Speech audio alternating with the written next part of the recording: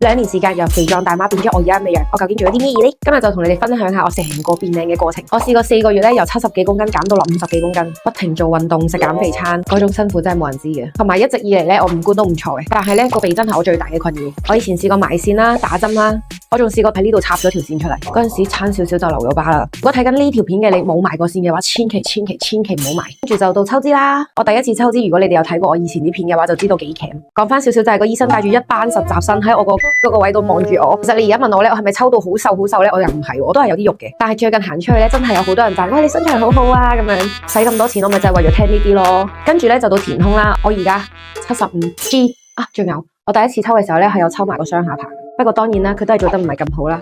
至於其他嗰啲普通醫美咧，例如牙貼片啦，我都有做，所以而家整完咧自信地微笑。跟住就到打針啦，額頭、眉弓、淚溝、虎紋、嘴、下巴、咬肌、膠原蛋白、透明質酸、肉毒，你講得出嘅我都基本上打過。不過打針咧個效果其實係好快就會冇噶啦。